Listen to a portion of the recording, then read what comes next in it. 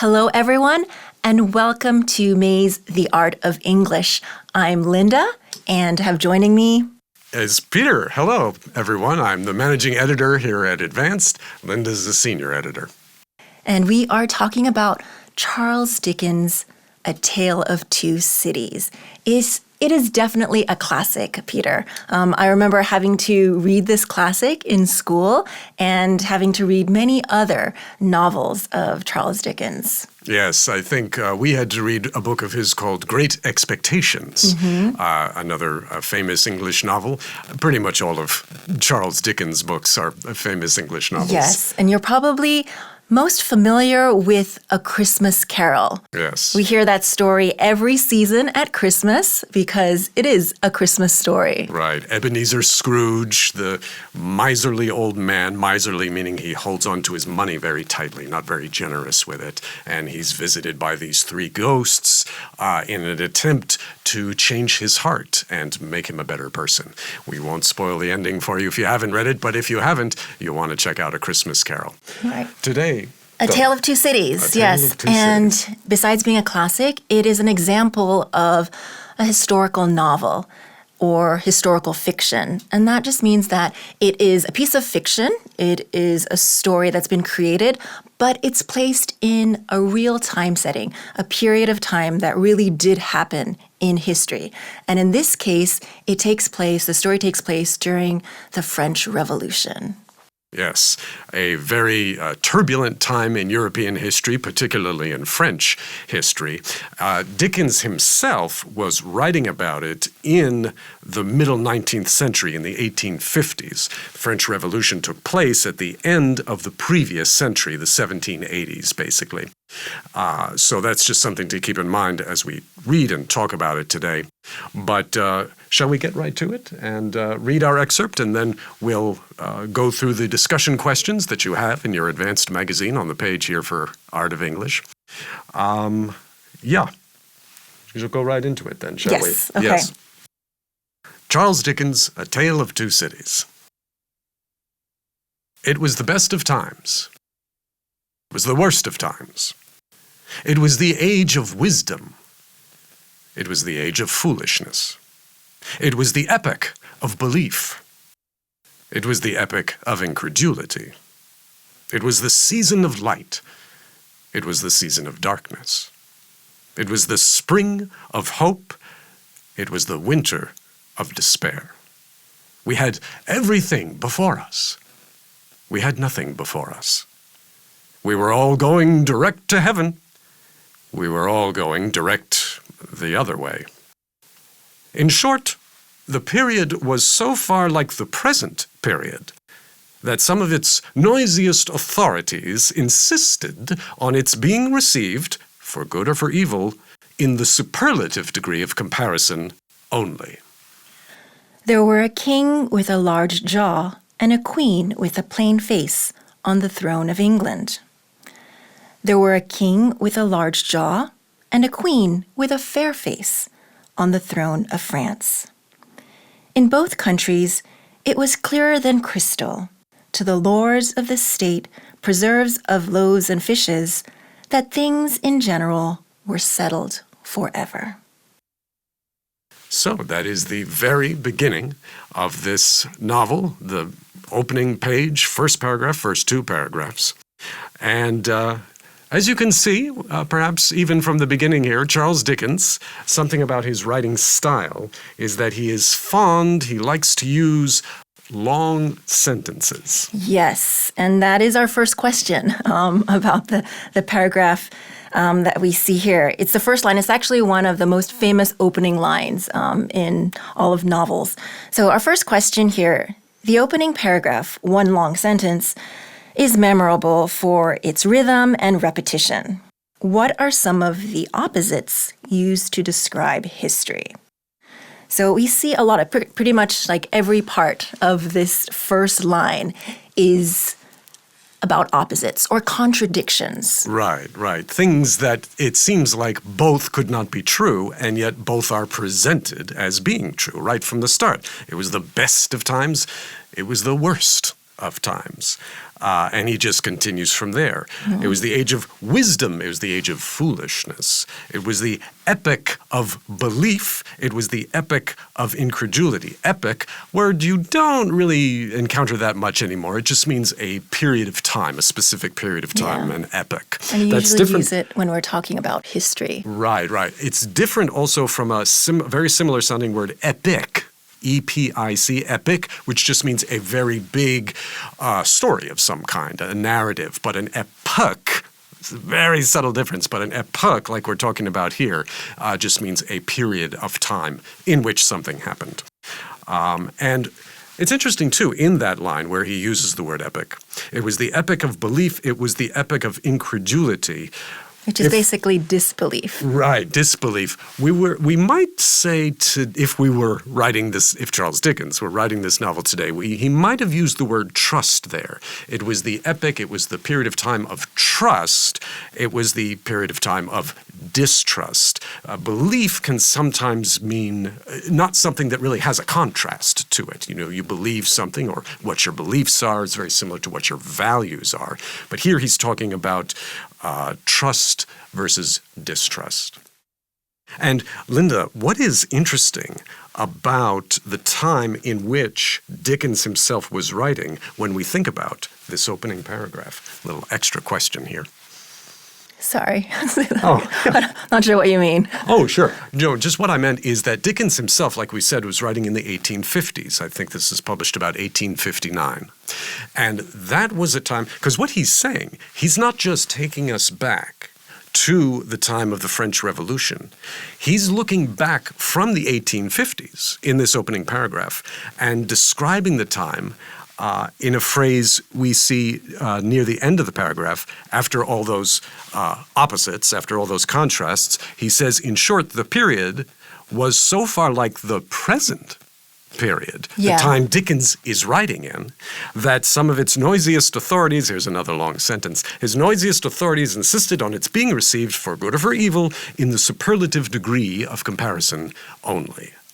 I understand what you meant now. Right, okay. right. So he's comparing the time of the French Revolution when the book is set into the present time, his present time, and the similarities between the two time periods, and how, even though that was 100 more years ago, there's still a lot of similarities in today's world. And I would say that even though this book was written in the 18th century, we can find a lot of similarities to our modern society, to today's world, which is a little scary, but that's what makes it a classic. That's what makes Charles Dickens' novels, like this one, such a classic, because they're timeless.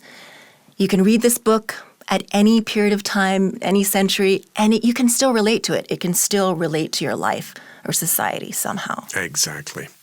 Let's go to question number 2.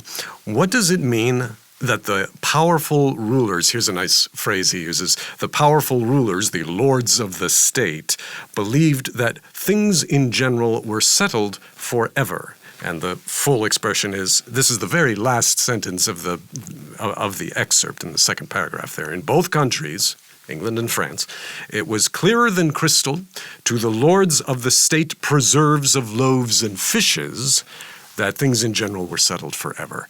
Big phrase there. What's he talking about? So we know that in both France and in England, there were monarchies. And so they had a king and a queen, and they even describe it at the beginning of this paragraph, the king and the queen in both of these countries. And they were part of the aristocracy, the upper class of lords and marquises and all of those titles, people who were in the upper class. So they, of course, had more privilege, definitely had more money, and they would be in what we would call today the 1%. Yes. At the very top, the people who have most of the money in the world. It's concentrated in that 1%. So the aristocracy at this time, they represented that 1%. Right, and that expression, lords of the state preserves of loaves and fishes, a little complicated there. Loaves and fishes is a reference to the Bible, the Christian Bible, where Jesus, one of the miracles he is recorded as performing was when he fed 5,000 people with just a few loaves of bread and fishes that were presented to him. So the lords of the state preserves of loaves and fishes is sort of Dickens' fancy way of saying, like Linda was saying, the aristocracy, the upper class, those who controlled the wealth and thereby those who controlled most of the food. Right. And a preserve is supposed to be protected land. So they could take whatever they want from this protected land, even though it was supposed to be protected, and use it for their own personal use or their own consumption, while the average person was not allowed to it. They were prohibited from taking from this land. So we see this contrast. Again, we're going back to this theme of opposites or contradictions. We have the have-nots and the haves. So the haves, they are aristocrats, and the have-nots are everybody else, the poor. And there was this huge wealth gap between the upper class and the lower class. So basically, you have the rich and then the very poor. At that time, I don't think there was a middle class didn't really exist. It was Not either, in France, yes. Right, the rich or the poor. Exactly. And what's interesting, how we talk about Dickens looking back to this time of history, to the time of the French Revolution or just before it, and him writing in 1850s, he is writing in a time of history in the West called the Industrial Revolution, in which machines began to take over work that had been performed by human beings for thousands of years, for most of human history. Factory machines, trains. This is the time of the Industrial Revolution, which was also creating, or some might say continuing, the great disparity, the great inequality in wealth between the very rich and the poor. So, because when you read Dickens, he's not just saying, oh, wasn't the French Revolution an interesting time? He is using it to comment on his own time in what is called Victorian England, basically 19th century England, and is using the French Revolution and the socio-political situation there to comment on the socio-political situation in his own time by saying, there's a lot of similarities between then and now. And we know what happened then as a result of those similarities. Maybe we should start thinking about what's going on now. Right, because there are similar circumstances and conditions because it was the poor classes, the lower classes who were fueling the Industrial Revolution. So it was off of their backs that there was this boom in the country, but they were toiling, they were working in terrible conditions. And at this time, there were no labor laws, so even small children were working in factories and working full days, and they weren't being compensated much. So this wealth gap was very much there and continued to grow. And so going back to the question, these aristocrats or these lords who had control over the preserves of loaves and fishes or all of the things, the abundance in the land, they controlled it and they thought that things were settled forever. This is how it was, this inequality, and that's how it should be. Right. They were the people who would probably say, yes, we're all going straight to heaven. Yes, it is the best of times. It is the season of light. That would probably be the view of the aristocrats, the lords of the state preserves and loaves and fishes, whereas the peasants and pretty much everyone else would have said it's the worst of times. We're all going to the other place. It's a season of darkness, not light. And both these people are existing in the same, geographical, sociological community. And, well, we know what happened with the French Revolution. And if you don't, you want to read up a little bit on the French Revolution. Yes, so they basically got rid of their aristocracy and their monarchy. Yes, and it wasn't just by voting. It was very violent. It was very violent.